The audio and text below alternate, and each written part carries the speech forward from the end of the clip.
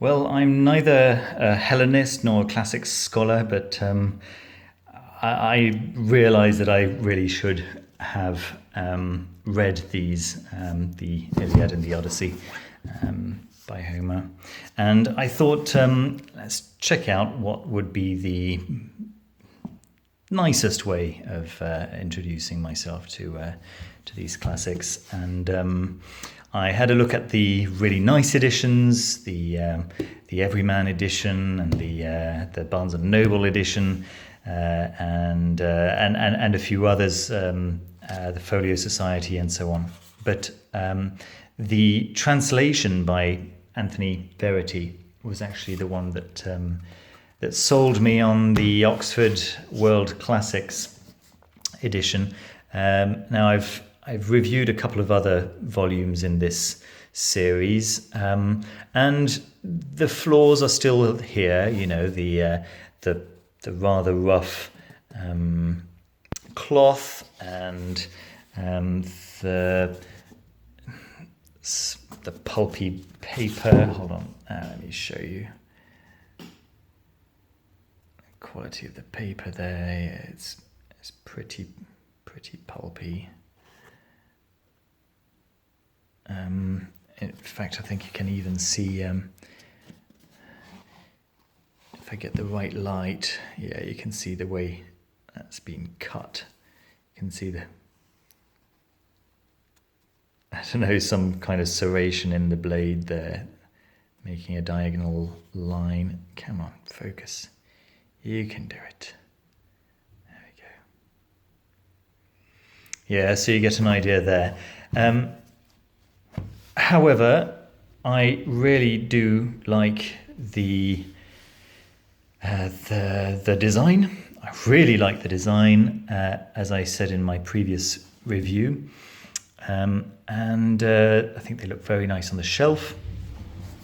And this translation is just really, really nice. Let me read you the note on the translation by Anthony Verity himself. The translation respects as far as possible the line numeration of Homer's Greek, which means that references to the original text can easily be matched to the line numbers in the margin of this version.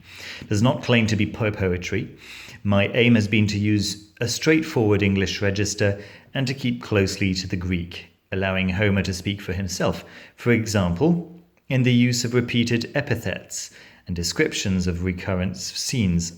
I've tried to avoid importing alien imagery, and I've preserved variations in sentence length. Similarly, I've kept clear of poeticizing Homer at one extreme and reducing the scale of his invention to the level of a modern adventure story at the other. Both approaches, not unknown to recent translators, tend to get in the way of the poem's directness and power. So actually what you get as a result is a very, very readable text. And as I say, not really being familiar with the text at all, I felt this might be an ideal way of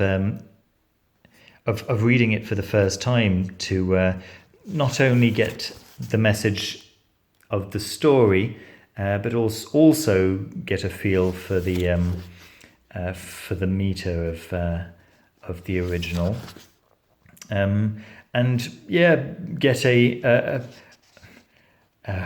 heretic's idea of these works. So there we go. So once again, this is I let go of it and it just springs right back. That's definitely not Smith's own. Yeah, but in terms of the quality of the text and the way it looks on my shelf, to be honest, it's absolutely what I was looking for. There are notes, although I wouldn't say they're extensive. Notes to the books. There are. Yeah, I'm going to estimate about 60 pages of notes, 50 pages of notes, And then there's quite an extensive index of personal names. There we go. And that's pretty much it. There is the introduction is quite extensive.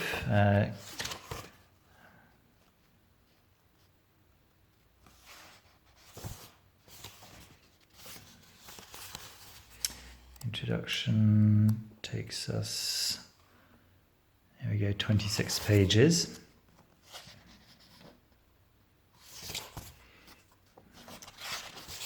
Then we have a select bibliography. Oh dear, there we go. Select bibliography.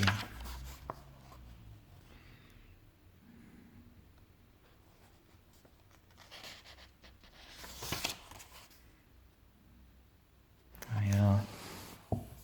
A map of Greece, giving you an idea of what was happening where.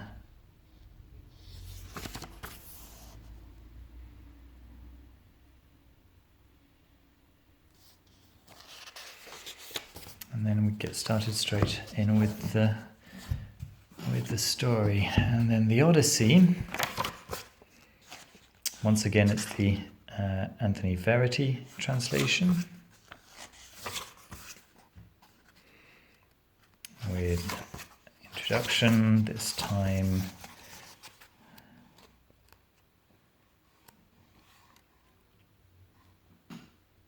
Yeah, 24 pages of introduction. Select bibliography, and once again a map of where everything is happening. And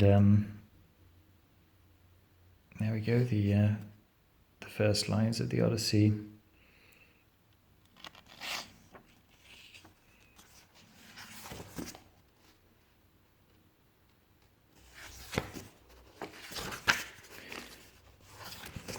This one being a slightly shorter book, it does stay open a little bit more comfortably. Don't have to force the pages open like with the Iliad. There we are, all the way to the back. And here are the explanatory notes. Actually, quite a great deal fewer notes.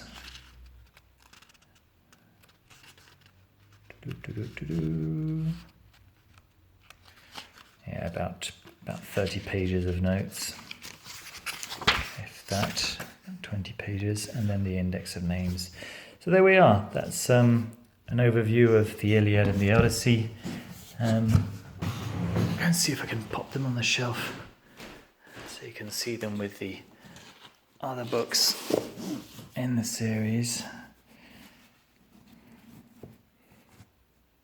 There we go. So looking quite smart there. Okay, well, I hope you liked the review. Don't forget to give us a thumbs up and subscribe if you haven't already. Thanks ever so much for watching. Take care. See you soon. Bye.